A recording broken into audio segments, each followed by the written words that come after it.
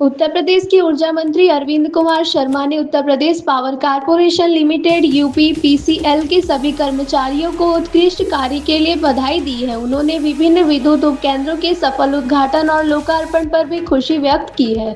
Voice of Shaurya news के लिए विजय लक्ष्मी तिवारी की रिपोर्ट। जी, बहुत ही आनंद का विषय है और मैं अपने उत्तर प्रदेश के सभी विद्युत उपभोक्ताओं को बहुत बहुत बधाई दूंगा कि लगातार 6वें साल भी हमारी बिजली की दरें जो है वो स्थिर हम लोग रख रहे हैं। 6 साल में दुनिया का कोई ऐसा सामान नहीं होगा, कोई ऐसी सेवा नहीं होगी जिसकी कीमत में वृद्धि न हुई हो, लेकिन हम लोगों ने लगातार 6वें साल बिजली की दरें यथावत रखी है। कोई वृद्धि नहीं, 1 रुपए की भी 1 पैसे की भी वृद्धि हम लोग नहीं कर रहे हैं। मैं जहां एक तरफ अपने विद्युत कर्मियों को शाबाशी दूंगा कि उनके प्रबंधन के चलते हम ये कर पा रहे हैं, वहीं राज्य की जनता को बहुत बहुत बधाई भी देता हूं कि हम लोग उनकी के आशीर्वाद से ऐसा करने में सफल हुए हैं।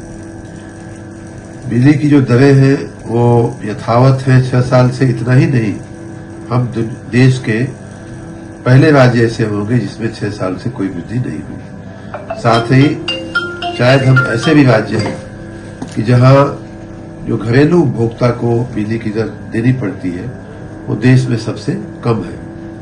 इस बार का जो ये निर्णय हुआ है यथावत रखने का, उसमें 6 साल में वृद्धि नहीं हुई है। इतना ही नहीं, कुछ चीजों में तो हम लोगों ने दरों को और कम भी किया है। जैसे क्रॉस सब्सिडी का जो हमारा रेट होता है उसमें रैशनलाइजेशन भी किया गया है और कई मामलों में उनकी दरें कम भी की गई है।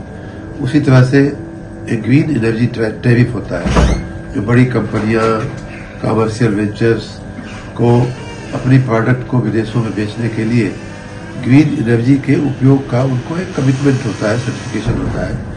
वो लेने के लिए उन्हें ग्रीन एनर्जी खरीदनी पड़ती है, कुछ कोटा होता है।